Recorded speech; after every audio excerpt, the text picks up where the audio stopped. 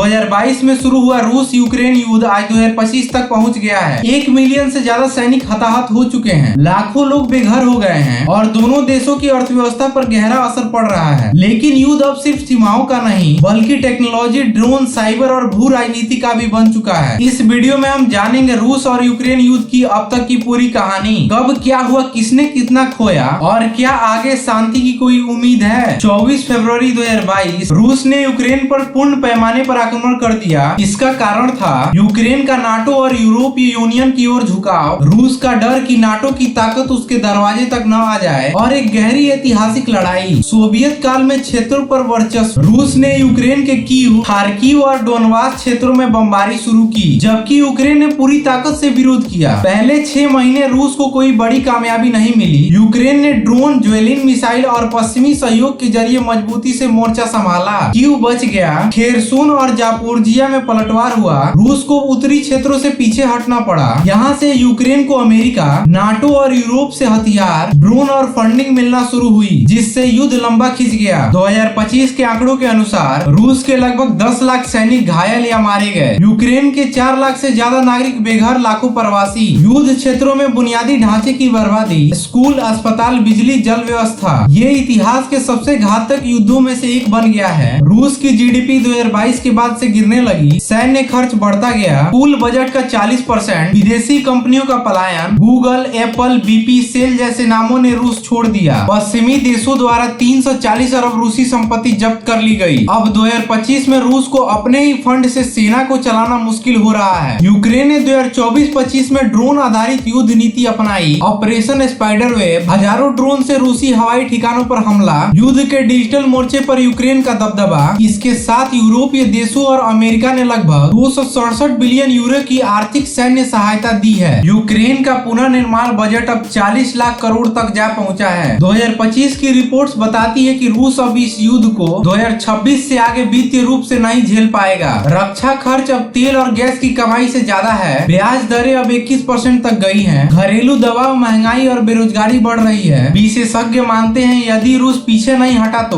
उसे अंदरूनी विद्रोह और वित्तीय संकट का सामना करना पड़ेगा। अब सवाल ये है, क्या ये युद्ध करेगा? रूस पीछे हटने को तैयार नहीं, यूक्रेन अपना क्षेत्र नहीं छोड़ना चाहता, नाटो और G7 देश सिर्फ सप्लाई दे रहे हैं, समाधान नहीं। 2025 में लंदन और दोहा में शांति वार्ता हुई, लेकिन नतीजा शून्य रहा। दुनिया देख रही है, क्या अगला वर्ल्ड वार यहीं से शुरू होगा? रूस यूक्रेन युद्ध अब सिर्फ 2 देशों का नहीं रहा, ये अब दुनिया की राजनीति, अर्थव्यवस्था और मानवता की परीक्षा बन चुका है। इस वीडियो को शेयर करें ताकि अधिक से अधिक लोग इस युद्ध के असलियत को जान सके और कमेंट में जरूर बताएं, क्या आपको लगता है ये युद्ध 2025 में खत्म होगा या ये और गहराएगा? वीडियो को अंत तक देखने के लिए आपका बहुत बहुत धन्यवाद।